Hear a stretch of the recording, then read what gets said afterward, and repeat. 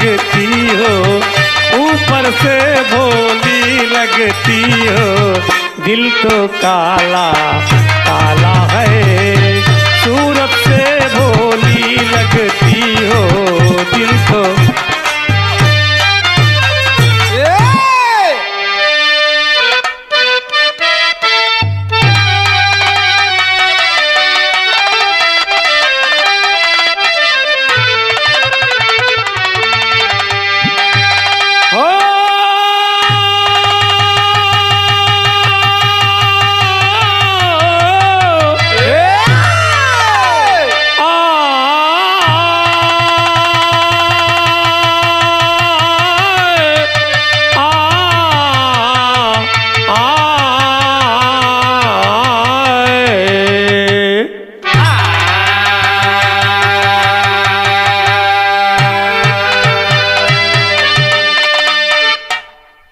चार लाइन भूमिका का भाव मिला। गाने का शीर्षक है बेटी बेटा एक समान। आज हमारा समाज बेटी और बेटे में अंतर समझता है। दोस्त, घरे माँ बिटिया पैदा हो जाए, पड़ोसी पूछत है, कद भैया राजू कहाँ पैदा है, तो काफी देर तक तो बोलबो नहीं करते।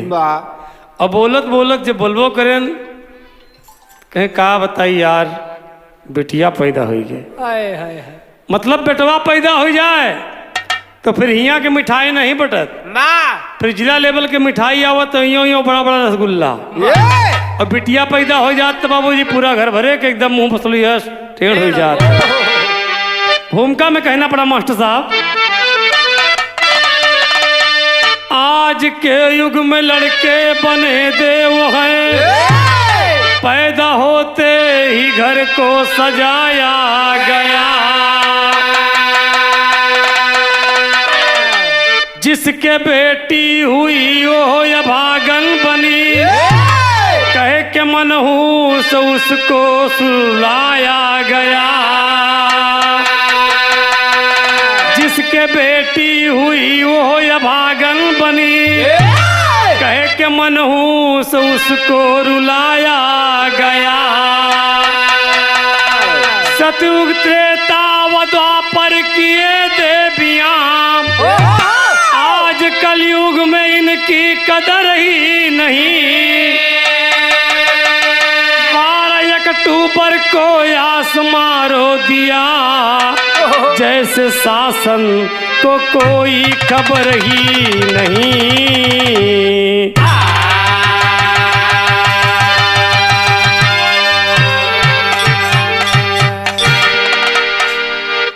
12 अक्टूबर को एक ऐसी घटना घटी जो बाबूजी पूरे समाज को शर्मसार कर दिया।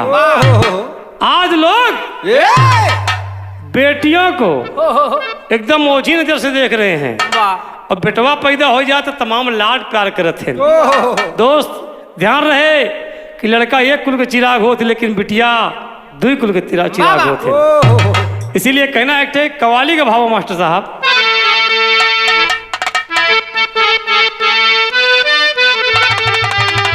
बड़ी पुरान हो कि अरे तुम तो ठहरे परदेसी, अरे साथ क्या निभाओगे। लेकिन कवि गुरुशरण यादव जी ने भाव कितना बढ़िया दिया, अरे कैसा ये जुर्म हो रहा, कैसा ये जुर्म हो रहा, अरे आज इस जमाने में, कैसा ये जुर्म हो रहा, आज इस जमाने में, कैसा ये जुर्म हो रहा, आज इस जमाने में, कैसा ये जुर्म हो रहा, आज इस जमाने में, कैसा ये जुर्म हो रहा, आज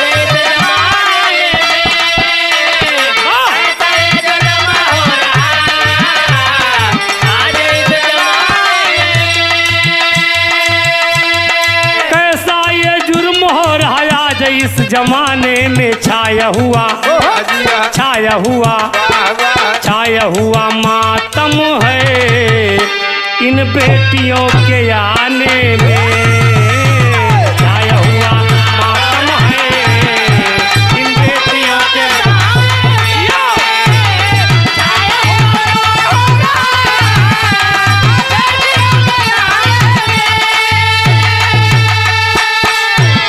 यहीं से कहानी की शुरुआत है मास्टर। कहानी कहाँ की है, कैसी है? आवा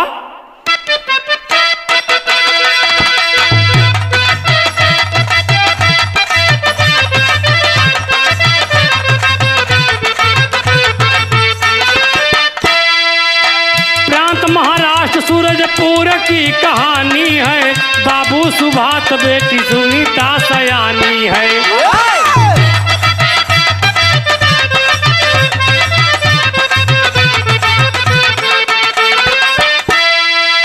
बेटी की उम्र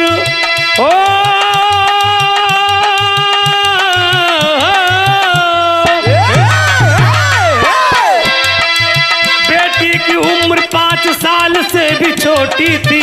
माता की मौत हो गई समैया कोटी थी।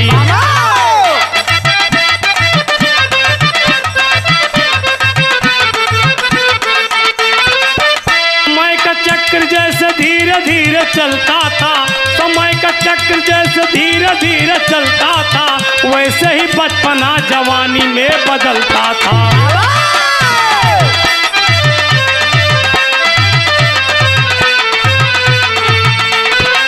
16 बसंत में या बंजलिया अंगड़ाई,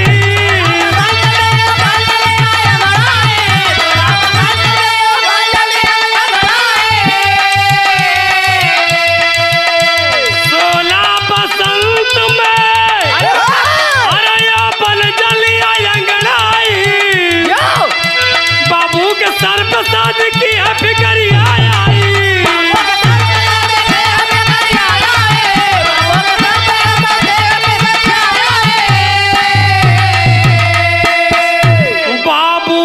सर पे शादी की है फिक्रिया आई।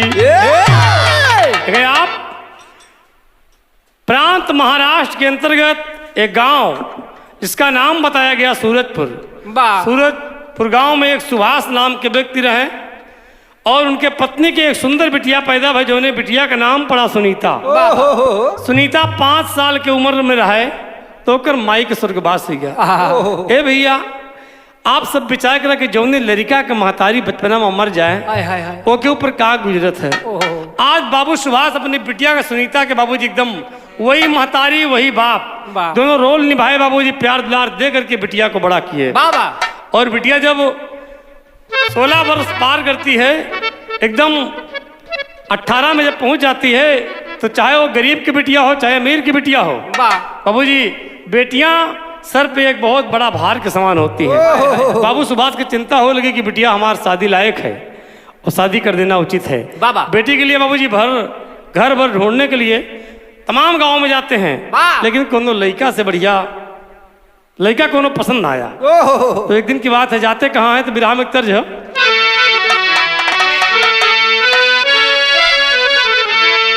एक पत्ती बढ़ा लिया।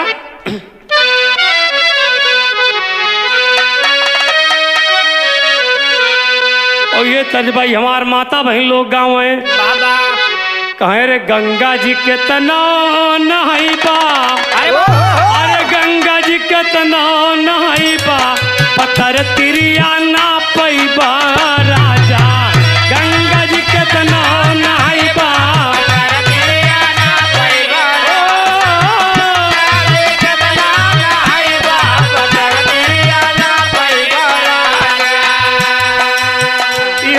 बाबूजी सुभाष जगह जगह पर घर पर ढूंढ रहे हैं, लेकिन लायक लड़का नहीं मिल रहा है। एक दिन जाते कहाँ हैं, बिटिया के भाग लैके आई, अरे बिटिया के भाग लैके आई हो, बसंतगंज में घर पर है आई। बिटिया के भाग लैके आई, बसंतगंज में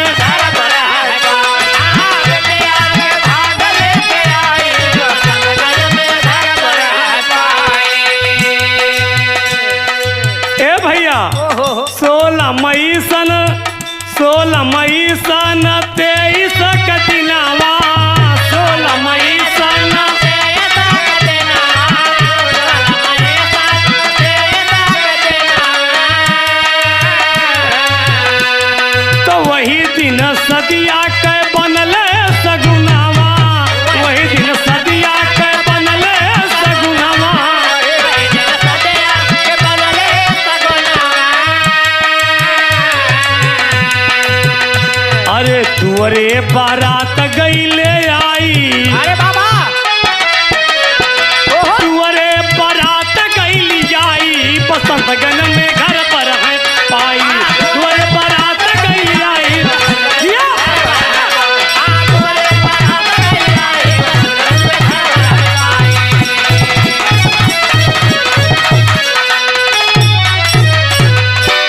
ए भैया 16 मई सन 2023 के शादी का दिन रखा गया बाबूजी। लड़का बिटिया का नाम सुनीता और जो लड़का बाबूजी पसंद आया बाबूजी सुभाष के, वो लड़का का नाम बताया गया सुरेश। सास से नाम सुनीता का, सास से लड़का का नाम सुरेश। गजब बाबूजी जोड़ी बा। आज शादी का दिन जब रखा गया तो आज वो दिन आएगा। आज सुरेश बाबूजी पियर का जामा पहन के, बाबा मूड़े पे मोर धई के, तमाम गाजे बाजे के साथ बारात लेके दरवाजे पे आवत है। जल जलपान हुआ, वो वक्त हुआ खियाई पियाई का, तो देश रीत है। हमारी माताएं बहनें बाबूजी आज से नहीं है, प्रथा आज से चली आ रही है। और बेटवा के बाप का लोग, वारे हमारा देश हमारा हिंदुस्तान बेटवा के बाप का राजा दशरथ की उपाधि दिए थे। और जल जलपान होगा, जब खियाई पियाई के नंबर लगा, दुल्हा राजा बैठ गए तो हमार माता बहन ले ले ढोल बैठ गई, गारी गावत है। का गाँव है मास्टर साहब? कहाँ दशरथ जी हो,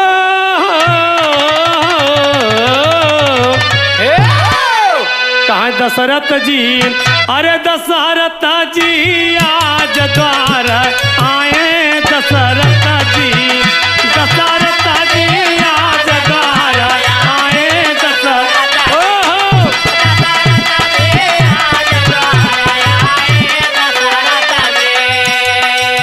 एकदम गाड़ी हो था बाबा।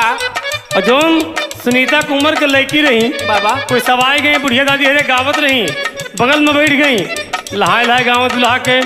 सखी आई दुई चार, सखी आई दुई चार, जुट के गाँव मंगल चार, बोले बतिया त्रिकार, जैसे लगल कर तार। दशरथ जी गाँव वाले के बड़का है सार, यहाँ दशरथ जी गाँव वाले के बड़का है सार।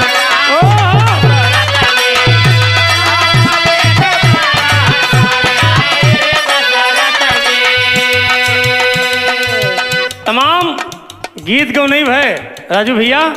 रात में शादी हुई गए और बुरारी के बेला में आज सुनीता के बाबूजी विदाई होते बिना महतारी के बिटिया। आज बाबू सुभाष बिटिया के लिए माई हैं और बाप हैं।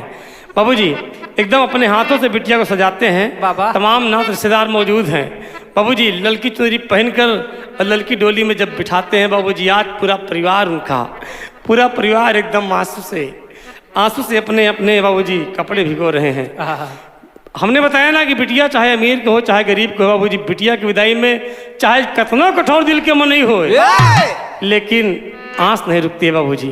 तो कहना पड़ा विदाई गीत में, पी के घर आज, पी के घर आज प्यारी दुल्हनिया चली, पी के घर आज प्यारी दुल्हनिया चली, पी के घर आज प्यारी दुल्हनिया चली। रोवे बाबूजी आज मेरी दुनिया चली, रोवे बाबूजी आज मेरी दुनिया चली, पी के घर आज प्यारी दुल्हनिया चली, पी के घर आज प्यारी दुल्हनिया चली, पी के घर आज प्यारी दुल्हनिया चली।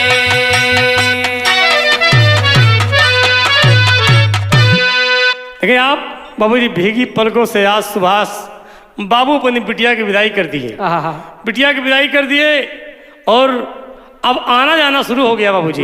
एक दो बार आई, धीरे धीरे वक्त बीता 2 साल का। जब 2 साल का वक्त बीत गया बाबूजी तो क्या होता है, विराम में एक लाइन तर्ज में मास्टर साहब।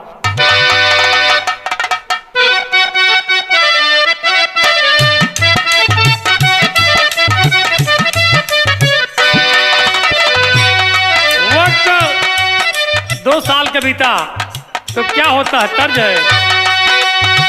अरे कैले न बवाल धई के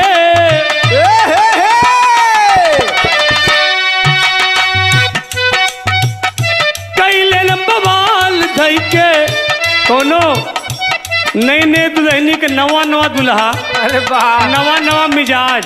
बाबा एक दिन दुल्हनिया बैठी रहे और दुल्हावा के सबसे बढ़िया मार्केट से आवा, बढ़िया भोला जाफरानी के डबल बीरा पान खाए लपलपा के चला हुआ। बाबा दुल्हन बैठी है बाबूजी, कुछ काम करत है और एक घटना घटा दिया।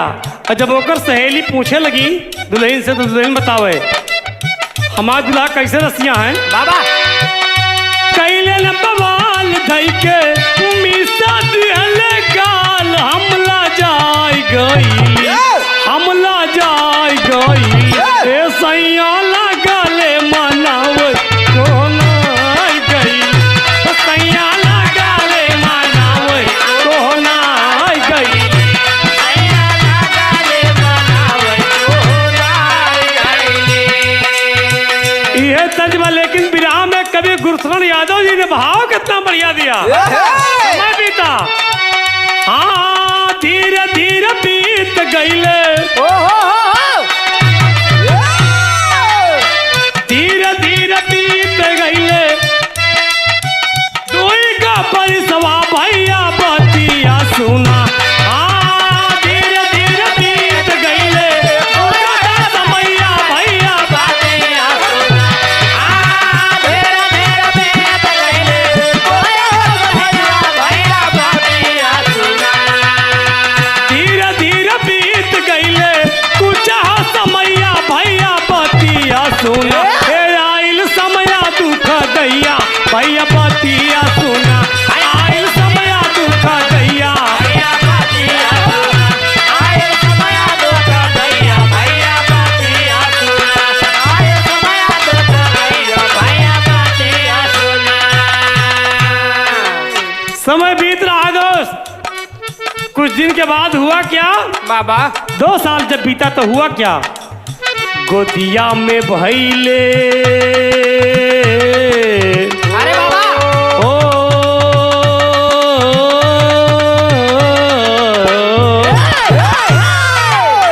गोदिया में भैले एक बेटी के जाना मामा, गोदिया में भैले एक बेटी के जाना मामा, ओ गोदिया में भैले एक बेटी के जाना मामा, सास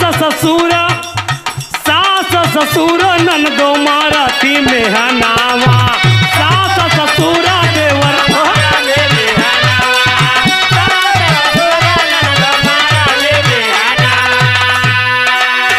देख करके हालत बाला,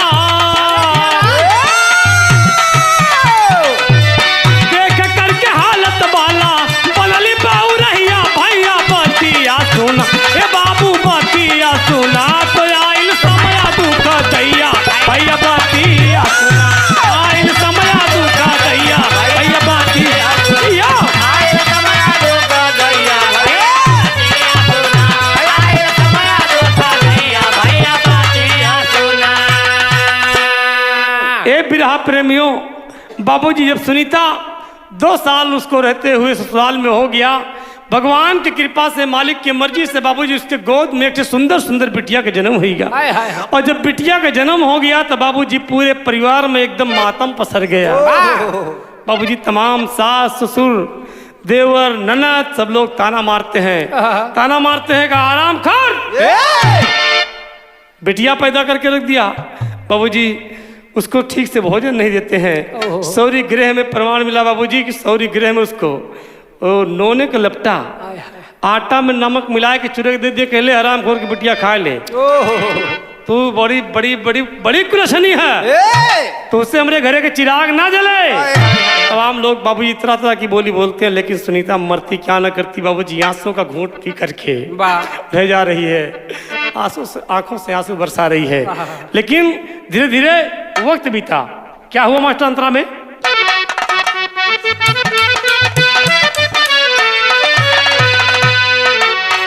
धीरे धीरे बीत गईले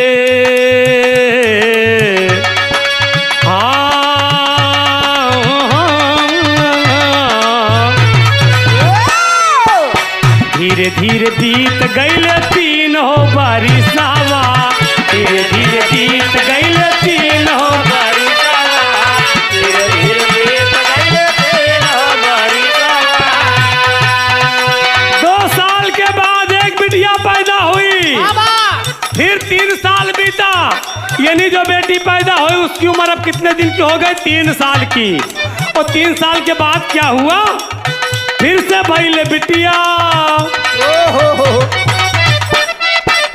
फिर से भइले बिटिया घर में मच गई कलेसावा फिर से भइले बिटिया घर में मच गई कलेसावा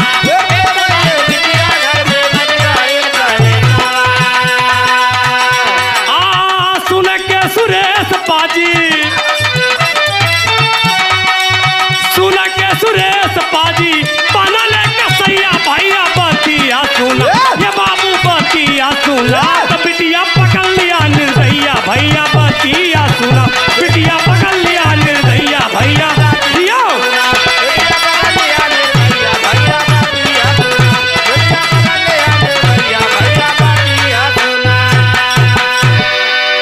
ए बाबूजी वक्त बीता 3 साल बड़ी बिटिया जो पहले बिटिया पैदा हुई बाबू जो 3 साल की हो गई और 3 साल के बाद फिर एक बिटिया का जन्म होता है जब बिटिया का जन्म हो गया तो बाबूजी फिर से घरे में एकदम मरगी पड़ी है सब ओके सास ससुर ननद देवरान सब लोग बाबूजी ताना मारत थे मेहना मारत थे लेकिन इतने में बाबूजी सुरेश आराम खोरा गया आया बाबूजी सुनीता बैठी है बाबूजी सौरी गृह में आया हराम खोर खींच करके लात मार दिया हराम खोर तोरे गोदी से तोरे गोद से हमारे घर के चिराग ना पैदा हुई अरे लगा था कि ये हमारा वंश खत्म हो जाए हराम खोर तोरे बेटवाना हुई है तो क्या आज एकदम मार डालब बाबूजी 2 दिन की बिटिया पैदा है अब बाबूजी सौरी गृह में पहुंचा हराम खोर उस बिटिया को उठा लिया तो कहना पड़ा यहाँ पर विदेशिया में भाव मास्टर विदेशिया में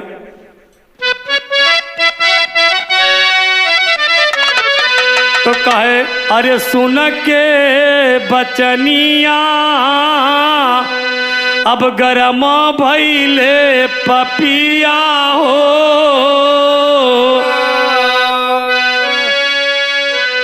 सुन के बचनिया अब गरम भइले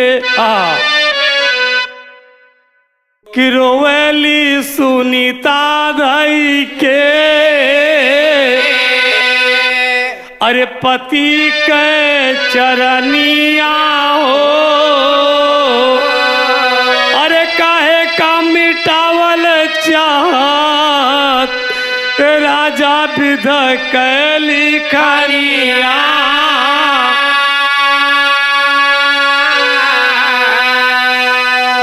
दोस्त 2 दिन के बच्ची को जब उठा लिया फर्श पर पड़ना चाहता है सुनीता बाबूजी सौरी गृह में अपने पिया के पांव पर एकदम गिर गई हाँ पैर पकड़ लिया कहा स्वामी हम आपके पैर चूमते हैं स्वामी अरे का कहा थे कि तोहरऊ जनम अरे एक बिटिया से भइली हो अरे गैला भुलाई सैया आई जब जावनिया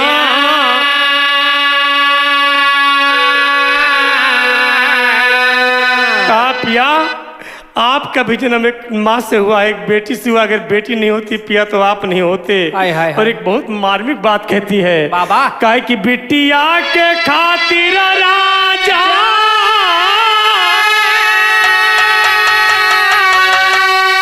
अरे अब सागर तापा कैले हो अरे लेकिन नहीं मिली सैया उनके एक भवनिया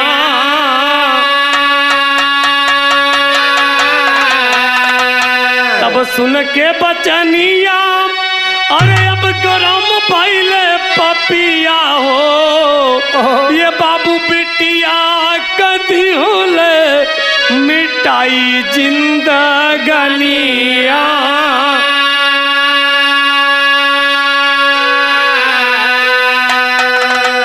बाबूजी सुनीता जब करिए कि पिया आप जिस बिटिया को मारने चले हैं पिया उसी बिटिया से जन्म आपका हुआ है, उसी बिटिया से जन्म राम का हुआ, श्याम का हुआ।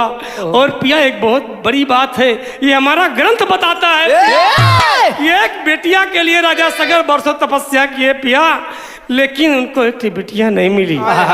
और रामखोर कहता है तुम्हें गीता का पाठ पढ़ा रही है। और बाबूजी दूध दिन के दूध वही बिटिया उठा करके हरामखोर उसी फर्श पर पटक दिया। बिटिया खत्म हो गई, सुनीता रोती रह गई, बिलखती रह गई, उसकी आवाज नहीं सुनी गई। और कह रहा हरामखोर तोरे बिटिया पैदा हुई है, अरे तोरे बिटिया पैदा हुई है, जय इधर आज शाम का दारू पी के आई और तो तुम्हारा तोरी बड़ी बिटिया को मार दे। जब बिटिया खत्म हो गई तो बाबू जी तेरी का भाव लगा मास्टर। अरे राम करुणा कर में करुणा ही आ गई। अरे तो रोती वसुंधरा, रोती वसुंधरा नैनों से नीर बहाई, करुणा कर में करुणा ही रोती वसुंधरा नैनों से नीर बहाई, करुणा कर में करुणा ही रोती वसुंधरा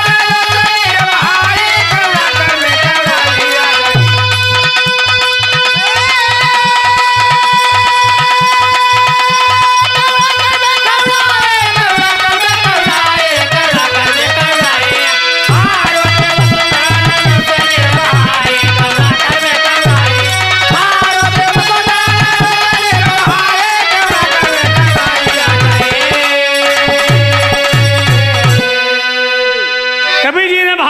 रोती वसुंधरा मतलब धरती मैया रो पड़ी।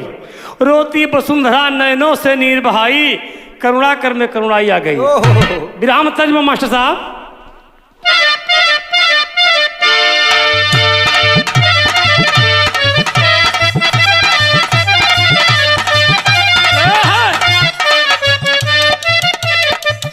आज बिटिया को मार दिया, कह रहा जाए तो दारू पी के आई, शाम का तो के मारा तो बिटियों को मारा। विराम तर्जमा खास तौर से हमारे रायबरेली में गावत है, नौटंकी में गाँव है। जब खिलौंडा लौंडिया बन के निकले जतोला रंग के तब उगावे मोरी एड़ी मोरी एड़ी हो मोरी एड़ी रोज खुजाए खुजाए मोह नजर लगी कौन रड़ुआ के।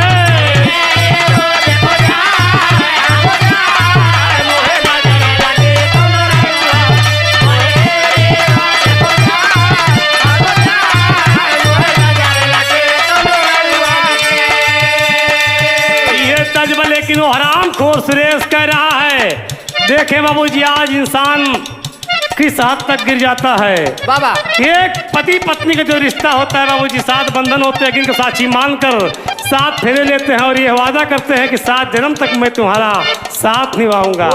लेकिन ऐसे ऐसे हरामखोर समाज में पड़े हैं बाबा कि आज नवरात्र जब आता है बाबूजी हर जगह पर देश के कोने कोने पर झांकी सजा करके उस मिट्टी की मूर्त की पूजा करते हैं।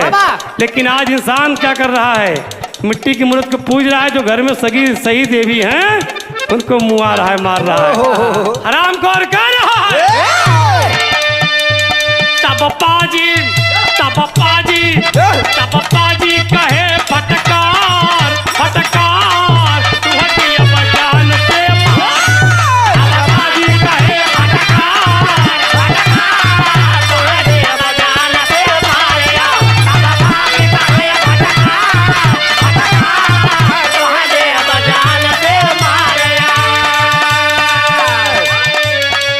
धमकी धमकी धमकी धमकी देकर वो चला गया, धमकी देकर वो चला गया, धमकी देकर वो चला गया। उधर कहकर चला गया कि जा रहा हूं, उठे के मैं दारू पी कर के आऊंगा, तुम्हें भी मारूंगा, तेरी बिटिया को मारूंगा। इधर सुनीता सोच रही है कि हरामजादे ने मेरी बेटी को मारा है। उसके मन में प्रतिशोध की ज्वाला भड़क गई बाबूजी। बाला का बाला का ज्वाला भड़क गया, बाला का ज्वाला भड़क गया, बाला का ज्वाला भड़क गया। भैया मन क्रोधित हुई अपार, अपार तू हटी बजान से मारिया। मन क्रोधित हुई अपार, अपार तू हटी बजान। अरे दिया मनोज क्या बात है? क्रोधित हुई अपार, अपार तू हटी बजान से मारिया। ये बाबूजी सुनीता अपने मन में एकदम उसके मन में बदले की भावना भड़क गई। बाबा का आराम खोर, तूने मेरी बेटी को मारा है। बाबा आवा मम्मा आज तू हम इनके मर भाई आज हम आला के अंदर भाव देना पड़ा मास्टर साहब। अरे भाव जैसे मार के आहार भी सदरवाम और जैसे चकोर के भावे लायंगा।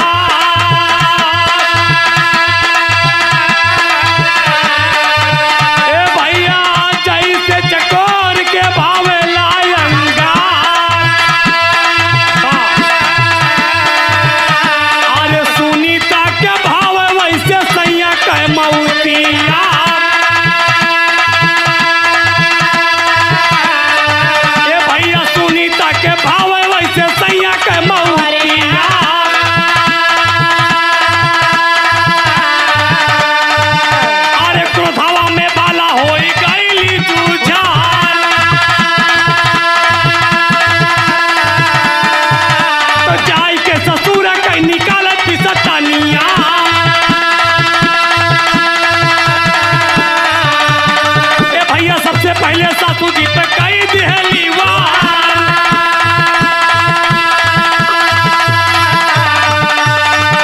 तो गोली की आवाज सुन आइले ससुर जी।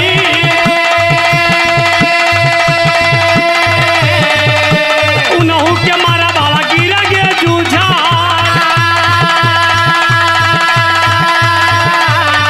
अरे ये तले में आइले कहाँ? अरे ये तले में आइले अब सुरे सदुरा चरिया तवार कोई चली वाला बन के जूझा।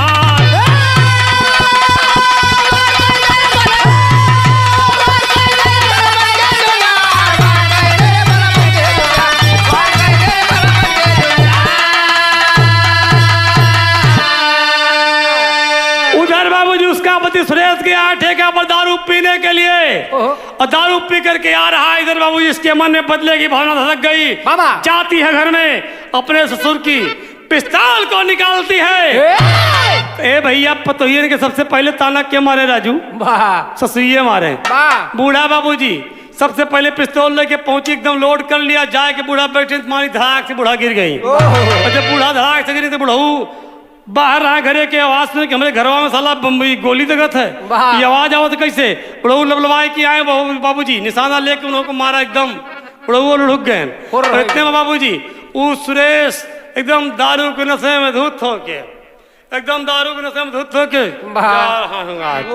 जा रहा हूँ आज सुनीता को मारूंगा, बाबा उसकी बिटिया को भी मारूंगा, इसके बेटे नहीं होंगे। ऐसे करते बाबूजी आया, जब एकदम दायरे में आ गया सुनीता बाबूजी आज चंडी का रूप धारण कर लिया और बाबूजी उसको भी मारा। हड़ी के अंदर कहना पड़ा मास्टर साहब भावा, अरे बिटिया के बदले आपन दे दिहली कुर्बानी हो। अरे बदला चुकाया कहे बदला चुकाया बन के दुर्गा महारानी हो। बदला चुकाया बन के दुर्गा महारानी हो। बदला चुकाया बन के दुर्गा महारानी हो। बदला चुकाया। ए भैया जब 3-3 मर्डर कर दिया तो सुन के हंगामा पुलिस दल आइले और सुनीता के जाके गिरफ्तार तब कैले।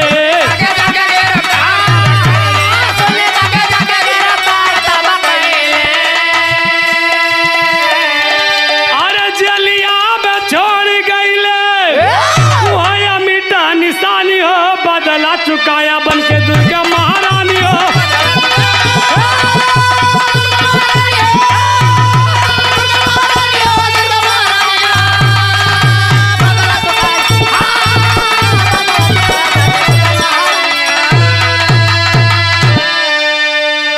ये बाबूजी प्रशासन आया, आकर के बाबूजी सुनीता को गिरफ्तार करता है और जब जाती है सुनीता जेल के अंदर, बाबूजी बताती है साहब हमने मारा है, खुद मारा है, हमारे साथ ऐसा ऐसा अत्याचार हुआ था। ये बाबूजी प्रशासन भी उसकी मदद करता है कि समाज के भेड़िए जो बेटी और बेटा में अंतर समझते हैं उनको ऐसी सजा मिलनी चाहिए बाबूजी। लेकिन समाज के लोगों से कभी गुरुशरण यादव जी का और रमेश रागी का कहना है बाबा कि ये भैया बेटी आयो बेटवा के महाते कहोई है और देश के नवारी अपार तब होई है।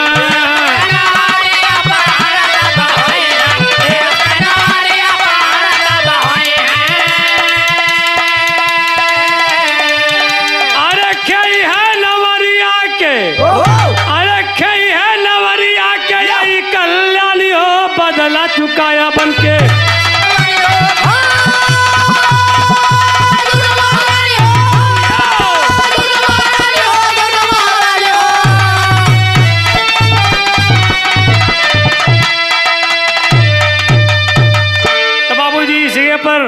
ये हमारा विराज समाप्त हुआ। समाज में जो भी श्रोता बंधु में सुन रहे हैं, इस गीत को सुन रहे हैं, उनसे हम निवेदन करेंगे कि आप बेटी और बेटे में कोई अंतर नहीं समझेंगे, दोनों एक समान है। जितना प्यार अपने आप बेटे को देते हो बाबा उतना उससे कम प्यार कहीं बेटी को मत देना, इसलिए कि बेटियां आज किसी मायने में कम नहीं है बाबूजी। चाहे वो डॉक्टर हो, चाहे मास्टर हो, चाहे वो इंस्पेक्टर हो, चाहे बॉर्डर पर देख लीजिए, हमारी देश की बेटियां बाबूजी हर जगह अपनी अहम जिम्मेदारी को निभा रही हैं। तो इनमें बाबूजी फर्क नहीं समझना चाहिए। और लोग जो आज नंबर में फंसे हैं कि आज जगह जगह पे एक मिट्टी की मूर्त की बाबूजी पूजा करते हैं, 9 दिन बड़े धूमधाम से पूजा करते हैं, घर की देवी को मार रहे हो, ऐसा नहीं करना चाहिए। अगर इंसान हो, मानव हो, तो इस बात को समझो आप। गुरु घराने का परिचय बा मास्टर साहब। बाबू बदलता जगजीवन माया राम गुरु सूरज पाल की प्यारी, जगन्नाथ जी सी जय, यही भी रहा के फुलवारी हो।